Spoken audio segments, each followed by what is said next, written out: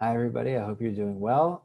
This is the seventh installment in Rabbinic storytelling, and today's story relates specifically to Shavuot. First of all, a story with practical implications for how we determine whether a Torah scroll has a mistake in it that requires fixing, and then followed up by that, a really crazy story about Moshe Rabbeinu and Rabbi Akiva, and which we can learn a lot from in terms of the written law, the oral law, rabbinic tradition, and also with a troubling epilogue, which we'll get to. So let's get right to it.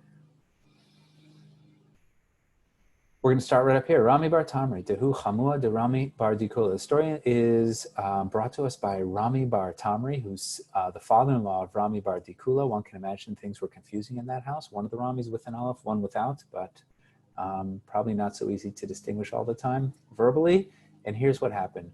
Rami bar Tamri, Ifsika le kara devav devia harog benikva. He encountered in the vav of the word vayaharog that there was a hole in it. And the problem with that is it could change the meaning of the word. Vayaharog means and he killed. Yehareg means and he will be killed. And so the question is, Ata lekami de Rabbi Zera. He went to Rabbi Zera. He said, I see this hole in the vav.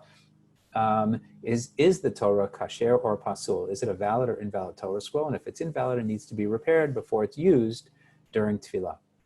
Rabbi Zera says, Zil aita yinukaf, go find a child. Delo chachim, delo tipesh. You want to find a child who's smart enough to distinguish between the letters, but not so smart that he will know what answer you want. You want sort of an innocent opinion about whether the vav is too compromised, is too different, and needs to be fixed. Ikari vayarog, if he reads it, and he killed, kasher, then it is a kosher, a valid Torah. Ilo, if not, then yehareg, who it actually says yehareg and not vayaharog, and so that needs to be repaired because it is pasul. Amar Rav Yehuda, Amar Rav. Now we're going to transition. Oh, by the way, that story is still what we do today, that when there's something in the Torah that looks like a letter, that looks like it's not written exactly correctly, and the difference could change the meaning of the word, we turn around and we see if there's a child who can come up to the Torah and read the word correctly or not. And it's a child who who should be able to distinguish the letters, but shouldn't understand that there's a certain answer you're looking for,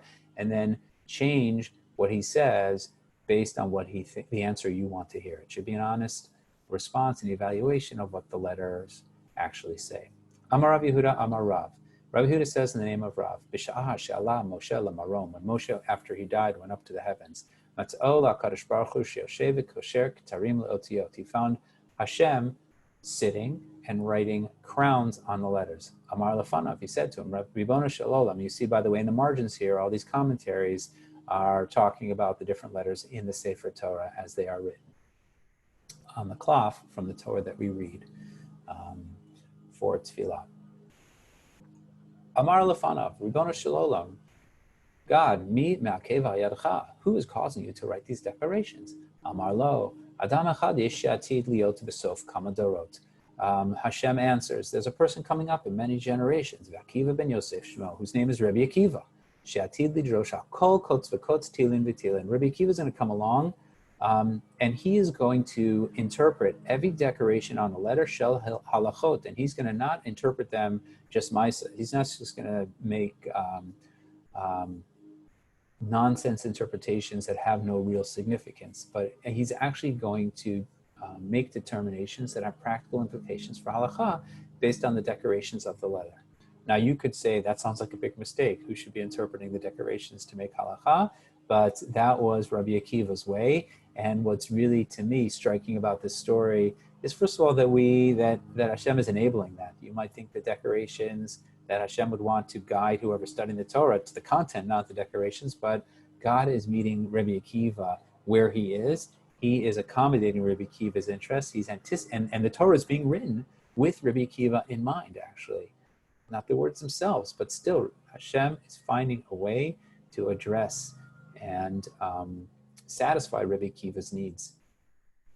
Amar lefanav, Rabbi Ribono shel olam, Moshe says, God, hareu li, please show him to me. Amar lo, God says, chazor le'achorecha, turn around.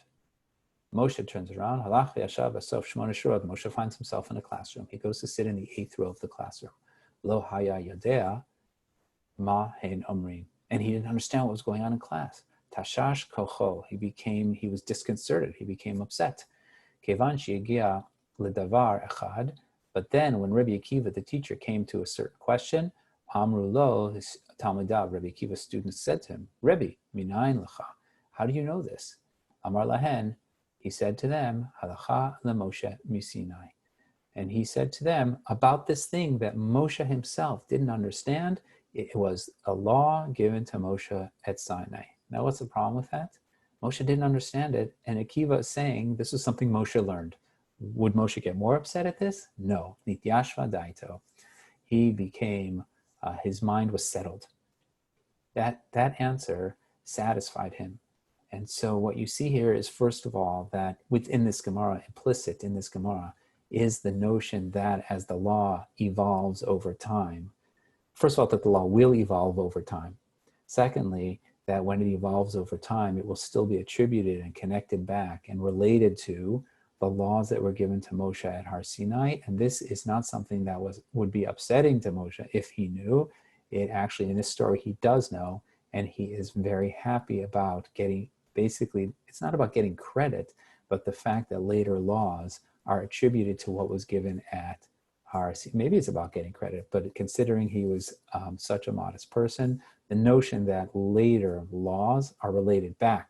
In other words, you could say Torah Sheba'al Peh is related back to Torah Shebichtav, or maybe if it's all Torah Sheba'al Peh, that Halacha LaMoshe Misinai, you could say also somebody who falls into the oral tradition, then that as it evolves, it is still all traced back to that original moment in time, an original source. It's all part of one continuous holy system and conversation. Now, here's where things get, after that, I think, inspiring message about Torah Sheba'al Peh and our part in the tradition and its continuity over time. Now things get a little dicey.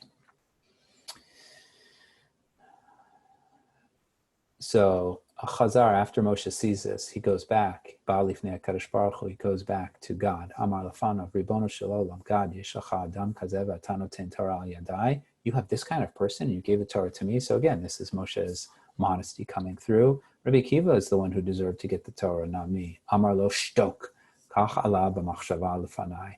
God silences Moshe, be quiet. This is what I wanted to do. Amar lefanav, Ribono shel olam, Moshe, in typical Moshe fashion, does not take the hint. He's not going to be quiet. Ribono shel olam, hariteni Torato. Show me his Torah, hareini scharo. You showed me his Torah, now show me his reward. Amar lo, God says, chazor la'achoracha. Turn around again. Chazar la'achorav, re'eh she'shoklin b'sara b'mekolin. And they see, what Moshe sees is Akiva being tortured by the Romans. Amar lefanav, Moshe says, Ribono shel olam, zo Torah v'zo schara. This is the reward he gets for the Torah he taught. Amar lo, Ribono shel, Hashem says, shtok kach ala b'machshava lefanai. Quiet, Moshe. This is what I wanted to do. Allah b'machshava, like occurred to me to do. And so after that inspiring story about Torah Sheba'al Peh, it is fascinating to me that in the same breath, practically, we also see that Rabbi Akiva died a horrible death. And just sort of like snuck in here is this profoundly troubling story about the ultimate fate of Rabbi Akiva. And basically the message here is that I think it's a realistic message about life, right? That bad things happen to good people, that you don't necessarily get a reward for being the best person in the world, for being the greatest scholar in the world, that there are no assurances in life. It would be nice in this story if like had a fairy tale ending, but life is not a fairy tale. And I think that in the end, it's